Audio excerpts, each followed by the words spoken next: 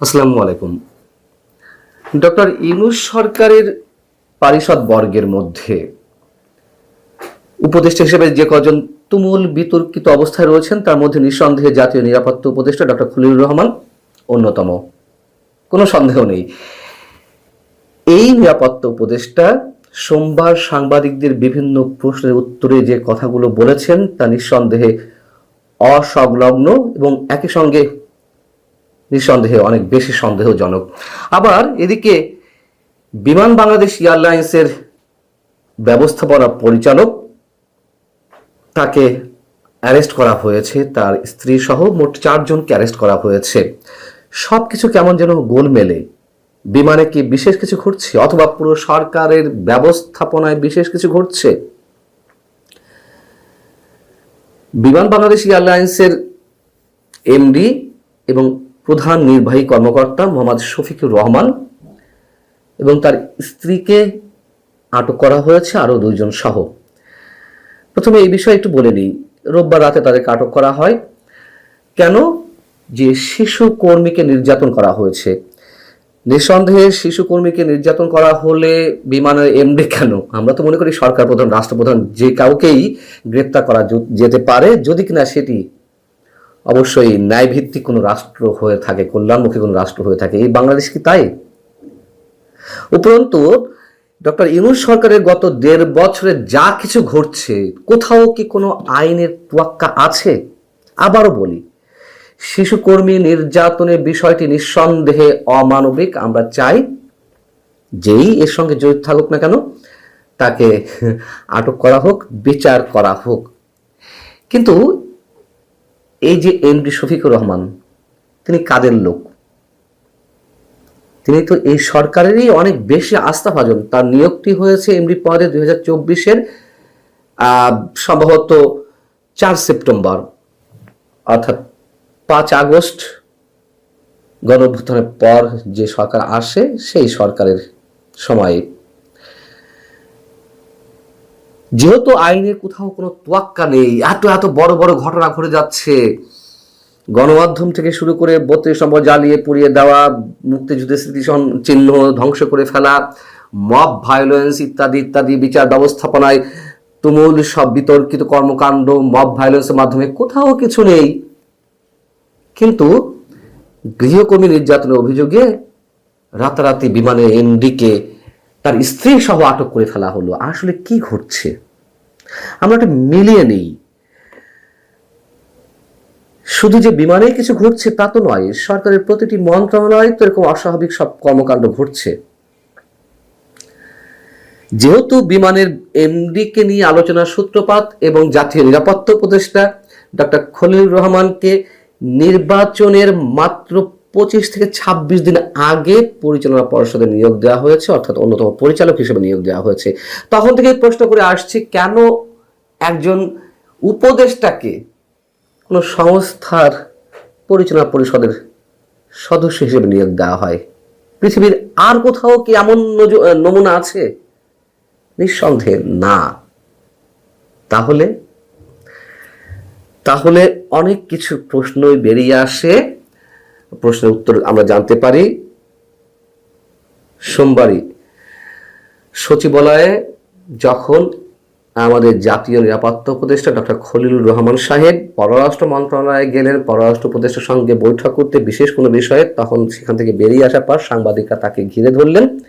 যুক্তরাষ্ট্রের শুল্ক চুক্তিতে শুল্ক কমিয়ে আনার বিষয়ে বা সেটিকে কেন্দ্র করে এই সরকারের মেয়াদের একেবারে অন্তিম মুহূর্তে, শেষ সময়ে বিভিন্ন দেশের সঙ্গে যে সরঞ্জাম কেনার, মানে প্রতিরক্ষা সরঞ্জাম কেনাকাটার যে আলোচনা বা কিছু কিছু ক্ষেত্রে বা চুক্তি, যেমন যুক্তরাষ্ট্রের সাথে 14টি বিমান কেনার যে চুক্তির প্রক্রিয়া ইত্যাদি ইত্যাদি, অনেক বিষয়ে প্রশ্ন করা হয়।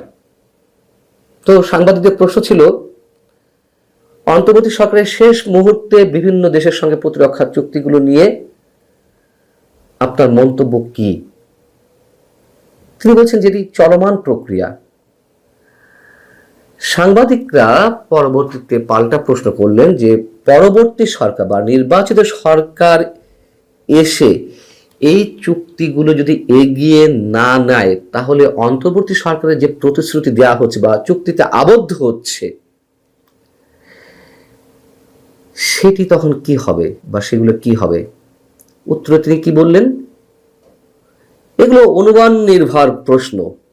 এগুলো অনুমান নির্ভর প্রশ্ন হবে কেন? এই কথাগুলোই তো গত কয়েক মাস ধরে উচ্চারিত হচ্ছে। সরকারের শেষ সময় এসে কেন বড় বড় প্রকল্প নেওয়া হচ্ছে, বিতর্কিত সব চুক্তি করা হচ্ছে, অস্ত্র কারখানা থেকে শুরু করে নানান বিষয়ে নানান ধরনের উদ্যোগী ভূমিকা, বিদেশিদের হাতে চট্টগ্রাম বন্দর তুলে দেওয়া, আরো অনেক কিছু। তাহলে নির্বাচিত সরকার এসে বিপদে পড়বে নাকি এগুলো তারা রিভাইজ করবে? রিভাইজ করতে চাইলেই কি চুক্তিবদ্ধ অন্য রাষ্ট্রগুলো মেনে নেবে? খুব স্বাভাবিক প্রশ্ন। এগুলো অনুমান নির্ভর হবে কেন? ডক্টর খলিলুর রহমানকে জিজ্ঞাসা করা হলো যে কোন দেশের নিরাপত্তা উপদেষ্টা উড়োজাহাজ প্রতিষ্ঠানের পরিচালনা পর্ষদে যুক্ত হন না, এমন নানান ধরনের সমালোচনা গড়ে উঠেছে আপনি বিমানের পরিচালনা পর্ষদে জয়েন করার পর থেকে। তিনি কি বললেন, দুনিয়ার সব দেশে বিমান নাই। দুনিয়ার সব দেশে বিমান নেই এটি কোনো প্রশ্ন হলো?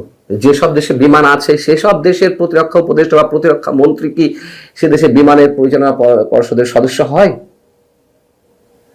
কি ধরনের অসংলগ্ন কথাবার্তা! প্রত্যেকটা প্রশ্নের এগুলোই অনেক বেশি সন্দেহের সৃষ্টি করছে আমাদের। বিমানে তিনি যখন পরিচালক হিসেবে নিয়োগ পেলেন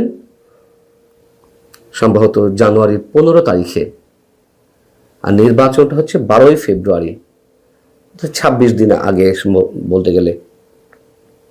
তখনই তো নানান ধরনের প্রশ্ন উঠেছিল।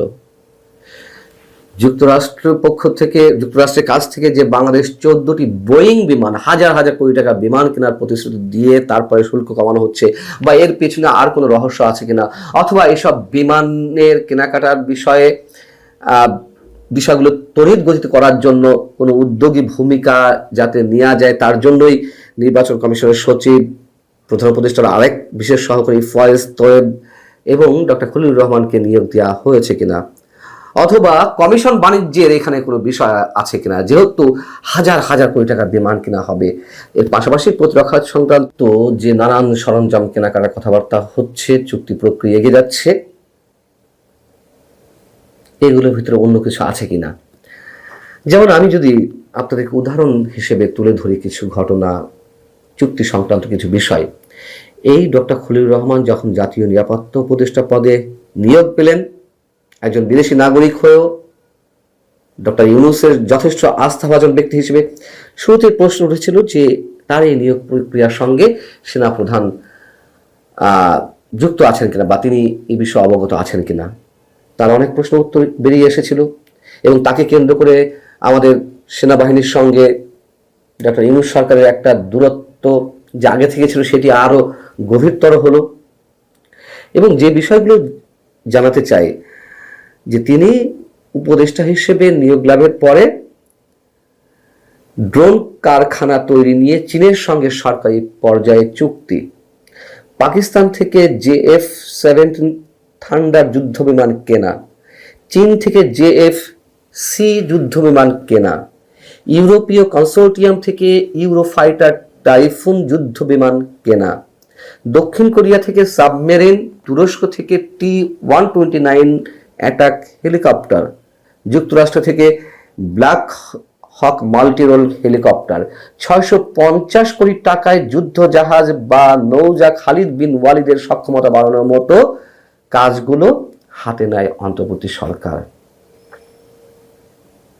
কি হতে যাচ্ছে আসলে, কি হবে? ডক্টর খলিলুর রহমান যে উত্তরগুলো দিয়েছেন সাংবাদিকদের প্রশ্নের জবাবে এবং একই সঙ্গে বিমানের MD আটকের ঘটনার সাথে এগুলোর মধ্যে কোনো যোগসূত্রতা আছে কিনা, খুব স্বাভাবিকভাবেই প্রশ্ন ওঠে। ভালো থাকুন।